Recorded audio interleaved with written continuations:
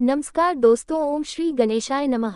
कार्तिक शुक्ल तिथि के दिन मनाया जाने वाला छठ पर्व आस्था का एक बड़ा पर्व है। दीपावली के ठीक 6 दिनों बाद छठ पूजा की शुरुआत होती है। छठ पूजा की शुरुआत कैसे हुई, इसके जवाब में हमें बहुत सारी पौराणिक कथाएं मिलती हैं। पौराणिक कहानियों के अनुसार त्रेता युग में माता सीता और द्वापर युग में द्रौपदी जी ने छठ पूजा व्रत रखकर से अर्थात दो, क्योंकि उनकी कोई संतान नहीं थी, उन्होंने महर्षि कश्यप को अपने दुख के बारे में बताया। महर्षि कश्यप ने उन्हें पुत्र यज्ञ कराने की सलाह दी। यज्ञ के दौरान आहुति के लिए बनाई गई खीर रानी मालिनी को खाने को दी गई। खीर खाने से रानी गर्भवती हुई और उन्होंने एक पुत्र को जन्म दिया, लेकिन दुर्भाग्य से बच्चा मृत पैदा हुआ। राजा प्रियव्रत पुत्र के शव को लेकर शमशान घाट गए और दुख में डूबकर अब अपने प्राण त्यागने ही वाले थे कि तभी ब्रह्मा जी की मानस पुत्री देवी षष्ठी प्रकट हुई। देवी ने राजा से कहा, मैं सृष्टि की मूल प्रकृति के छठे अंश से उत्पन्न हुई हूँ, इसलिए मेरा नाम षष्ठी है। तुम मेरी पूजा करो और लोगों में इसका प्रचार प्रसार करो। तब देवी षष्ठी के कहने पर राजा प्रियव्रत ने कार्तिक मास के शुक्ल पक्ष की षष्ठी तिथि को विधि विधान से उनका व्रत किया। देवी की कृपा से उन्हें जल्दी ही एक स्वस्थ पुत्र की प्राप्ति हुई। राजा ने पुत्र पुनः प्राप्त करने के बाद नगरवासियों को षष्ठी देवी का प्रताप बताया। तभी से षष्ठी देवी की आराधना, उनके व्रत की शुरुआत हुई। रामायण की कहानी के अनुसार जब रावण का वध करके राम जी, देवी सीता जी और लक्ष्मण जी के साथ अयोध्या वापस लौटे थे, तब माता सीता ने कार्तिक शुक्ल षष्ठी तिथि को व्रत रखकर कुल की सुख शांति के लिए षष्ठी देवी और सूर्यदेव की आराधना की थी। इसके अलावा द्वापर युग में द्रौपदी ने भी अपने पतियों की रक्षा और खोया हुआ राजपाट वापस पाने के लिए षष्ठी का व्रत रखा था। छठ महापर्व में भगवान भास्कर को अर्घ देने की परंपरा है और बिहार के सूर्य मंदिर से ही भगवान भास्कर को अर्घ देने की परंपरा प्रारंभ हुई थी। मान्यता है कि नालंदा जिले के बिहार शरीफ स्थित ऐतिहासिक सूर्य मंदिर से ही भगवान भास्कर को अर्घ देने की परंपरा शुरू हुई थी और यह मंदिर द्वापर कालीन युग का माना जाता है। मान्यताओं के अनुसार भगवान श्री कृष्ण के पौत्र राजा श्याम को कुछ रोग हो गया था, जिसके बाद उन्होंने मंदिर के पास स्थित सरोवर में स्नान ध्यान कर सूर्यदेव की उपासना की थी, जिसके बाद राजा श्याम को कुछ रोग से मुक्ति मिली थी। भगवान सूर्यदेव का यह मंदिर नालंदा जिले के बिहार शरीफ से 10 किलोमीटर की दूरी पर बड़गांव में स्थित है। ऐसा विश्वास है कि द्वापर काल में जब भगवान कृष्ण यहाँ पांडवों के साथ राजगीर आए हुए थे, तो उन्होंने बड़गांव पहुंचकर भगवान भास्कर की आराधना की थी। बड़गांव से छठ व्रत के प्रारंभ होने के विषय में कई गाथाएं प्रचलित हैं, जिनमें से एक के अनुसार महर्षि दुर्वासा भगवान कृष्ण से मिलने के लिए द्वारका गए हुए थे। उस समय भगवान माता रुक्मिणी के साथ विहार कर रहे थे। महर्षि दुर्वासा को देखकर राजा श्याम को किसी बात पर हंसी आ गई, जिसके बाद उन्होंने राजा श्याम को कुष्ठ रोग होने का श्राप दे दिया। राजा श्याम के कुष्ठ रोग से ग्रसित होने के बाद भगवान वासुदेव ने श्याम को रोग से निवारण के लिए सूर्यदेव की उपासना और सूर्य राशि की खोज करने की सलाह दी थी। भगवान कृष्ण की सलाह पर जब राजा श्याम सूर्य राशि की खोज में भटकते भटकते राजगीर तक आ पहुंचे, इस दौरान उन्हें जोर की प्यास लगी, जिसके बाद उन्होंने अपने सेवक को कहीं से पानी खोजकर लाने का आदेश दिया। जंगल होने के कारण सेवक को दूर दूर तक पानी नहीं मिला। बहुत खोजने के बाद सेवक को एक गड्ढे में थोड़ा सा जल मिला, लेकिन वह बहुत गंदा था और जब सेवक ने वह पानी लाकर राजा श्याम को दिया तो राजा ने उस पानी से हाथ पैर को धोकर उस जल का सेवन किया और जल का सेवन करते ही राजा श्याम का कुष्ठ रोग ठीक होने लगा। तब राजा ने 49 दिनों तक राजगीर में रहकर सूर्य उपासना और अर्घ दान किया। तब जाकर राजा श्याम को महर्षि दुर्वासा के श्राप से मुक्ति मिली। पौराणिक कथा के अनुसार एक बार एक बूढ़ी माँ अपने बेटे और बहू और पोते के साथ रहा करती थी। बूढ़ी माई के घर में किसी भी बात की, किसी भी सुख की कोई कमी नहीं थी। बूढ़ी माई छठ मैया की परम भक्त थी और हर साल कार्तिक शुक्ल षष्ठी को छठ का व्रत बड़ी ही श्रद्धा और भक्ति भाव के साथ रखा करती थी। किंतु बूढ़ी माँ की जो बहू थी वह बहुत ही आधुनिक सोच वाली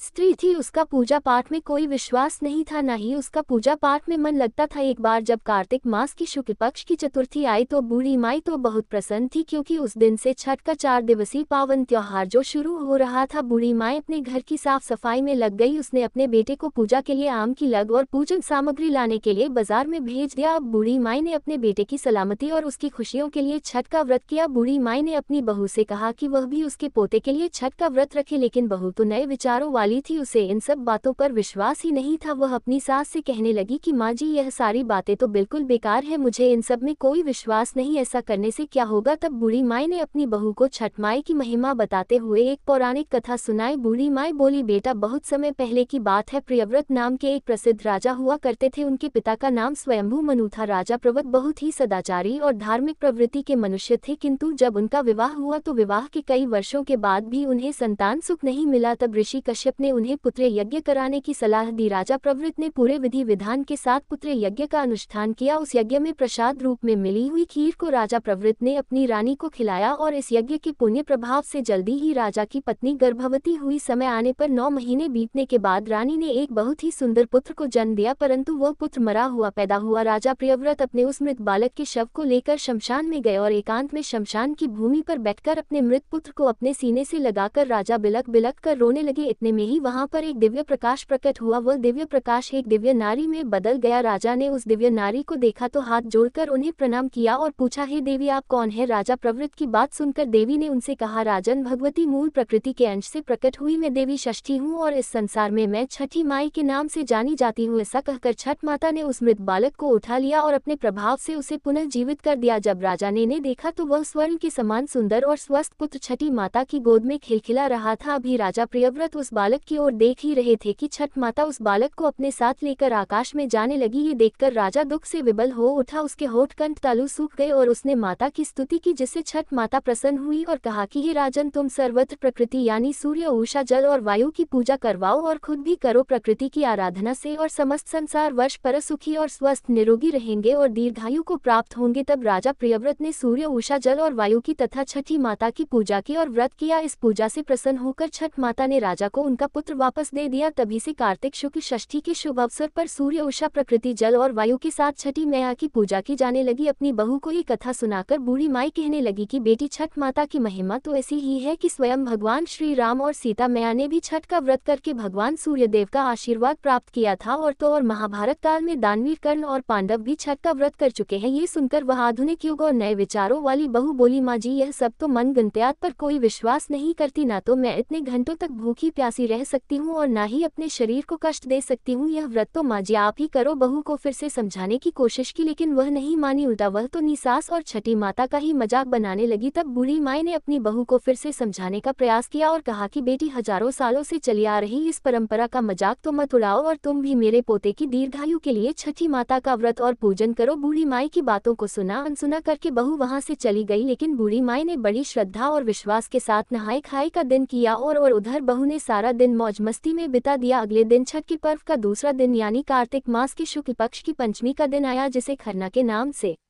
जाना जाता है। शाम को जब बूढ़ी माई ने अपनी बहू को खीर और पूरी का प्रसाद दिया, तब बहू ने फिर से कहा कि माँ, इतना कठिन निर्जला व्रत क्यों कर रही हो और इस बुढ़ापे में अपने शरीर को कष्ट क्यों दे रही हो? इससे तुम्हें क्या पता होगा? ये सुनकर बूढ़ी माई ने बहू को फिर से छठ माता की महिमा समझाने की कोशिश की, परंतु बहू ने एक बार फिर से अपनी सासू माँ की उन सभी बातों को अनसुना कर दिया और अपने कमरे में जाकर खा पी कर सो गई। वैसे तो सासू माँ कई सालों से अपनी बहू को छठ माता की महिमा बताने की और इस व्रत को रखवा की कोशिश कर रही थी और उनकी बहू हर साल ही इसी प्रकार उन्हें टाल दिया करती थी, किंतु ना जाने क्यों इस बार बूढ़ी माई का मन बहुत घबरा रहा था और वह मन ही मन बार बार छठी माई से प्रार्थना कर रही थी कि माँ, ये बच्ची तो नासमझ है, इसे क्षमा कीजिएगा। यह आपकी महिमा नहीं जानती, इसलिए आप इसको क्षमा कर दीजिएगा। अगले दिन कार्तिक मास की षष्ठी तिथि थी। सभी लोग छठ पूजा की तैयारियों में जुटे हुए थे, परंतु बहू अभी तक अपने कमरे में सो रही थी। उस दिन वह बहुत देर से उठी और उठकर बहू ने जब अपने पास सो रहे अपने बेटे को उठाना चाहा, तब बेटे ने कोई जवाब नहीं दिया। बेटा हिला डला तक नहीं। ये देखकर बहू बहुत घबरा गई और वह भागी भागी अपने पति और सास को बताने के लिए गई। जब उन्हें ये बात पता चली तो सास और पति दौड़े दौड़े कमरे में आए। उन्होंने भी बच्चे को जगाने की कोशिश की, किंतु बच्चा हिला डुला भी नहीं, ना ही उसके शरीर में कोई हरकत दिखाई दी। ये देखकर सभी बहुत घबरा गए और वे उस बच्चे को लेकर वैद्य जी के पास गए, किंतु वैद्य जी ने उस बालक को देखकर उसे मृत घोषित कर दिया। वैद्य जी भी हैरान थे कि इतना अच्छा और स्वस्थ बालक अचानक से कैसे मृत्यु को प्राप्त हो सकता है। बालक को मृत्यु देखकर सभी विलाप करने लगे। बूढ़ी माई का दिल तो पहले से ही घबरा रहा था। पोते की इस प्रकार मृत्यु हो जाने पर बूढ़ी माई की जुबान पर केवल ही शब्द थे कि हे छठी माई, क्षमा कर दीजिए, मेरे पोते के शरीर में सांस भर दीजिए। छठी माई, आप तो पुत्र देने वाली हो, उनका पालन पोषण करने वाली हो, तुम समय से पहले मेरे पोते के प्राण भला कैसे ले सकती हो? हे छठी माई, अगर हमसे कोई भूल हुई हो तो हमें क्षमा कर दो। बूढ़ी माई लगातार छठी माता से इसी प्रकार क्षमा मांगती हुई प्रार्थना कर रही थी कि वह उसके पोते को वापस लौटा दे। तभी वहां पर एक औरत आए और कहने कहने लगी कि छठी माई का तो आज व्रत है और छठी मैया तो कभी भी किसी भी बात पर अपनी बच्चों पर अपनी संतानों पर नाराज नहीं होती। जरूर आपसे कोई ऐसी गलती हुई होगी जिससे छठी माता बहुत नाराज हो गई है। आज तो छठ का पावन पर्व है, पूरी श्रद्धा से छठी माई को याद करो और विधि विधान से माता का व्रत रखने का संकल्प करो। तब उस औरत ने सासू माँ की बहू से कहा कि बहू तुम्हारा पुत्र अवश्य ही जी उठेगा। शोक में डूबी हुई माँ के लिए ये शब्द उम्मीद की किरण लेकर आए। उस औरत ने बहू से कहा कि बहू तुम भी संकल्प लेकर इस व्रत को अवश्य ही रखना। उस अनजान औरत की बातों में कुछ तो ऐसा जादू था कि इतने सालों से समझा रही उसकी सासू माँ की बातों का भी बहू पर असर नहीं हुआ, किंतु कुछ ही क्षणों में उस अनजान औरत ने बहू के मन को एकदम बदल दिया। बहू के मन में छठी माता के प्रति श्रद्धा और विश्वास भर गया और वह आंखें बंद करके छठी माता को याद करने लगी और छठी माता से प्रार्थना करके कहने लगी कि ये छठी माई मेरे बच्चे को पुनर्जीवित कर दो, मैं अब से हर साल छठ का व्रत अवश्य ही रखूंगी। इस प्रकार आंखें बनकर जब बहू छठ माता का व्रत रखने का संकल्प ले ही रही थी कि तभी उसने देखा कि उसकी गोद में बच्चा आंखें खोलकर मुस्कुरा रहा है। इतना बड़ा चमत्कार देखकर सभी परिवार बार वाले और वैद्य जी भी हैरान हो गए। बालक को जीवित देखकर जैसे ही बहू ने आंखें खोलकर उस अनजान औरत को धन्यवाद करने के लिए अपना सिर घुमाया तो देखा कि वह औरत तो वहां पर थी ही नहीं। सभी समझ गए कि हो ना हो वह अनजान औरत अवश्य ही छठी माता थी, जो स्वयं इस व्रत की महिमा समझाने और उसे ज्ञान देने के लिए आई थी। इसके बाद तो बहू ने बूढ़ी माई के साथ मिलकर पूरी श्रद्धा से छठ पूजा की तैयारी की। शाम को घाट पर जाकर सूर्यदेव को संध्या अर्घ और अगले दिन उषा अर्घ देकर व्रत का पारण किया है। ये छठी माता, जैसे आपने बूढ़ी माई के विश्वास की लाज रखी और उनकी बहू को सद्बुद्धि दी और उनके बच्चे की रक्षा की, ऐसे ही इस कथा को कहने सुनने और हुंकारा भरने वाले सभी परिवारजनों की रक्षा करना, सभी को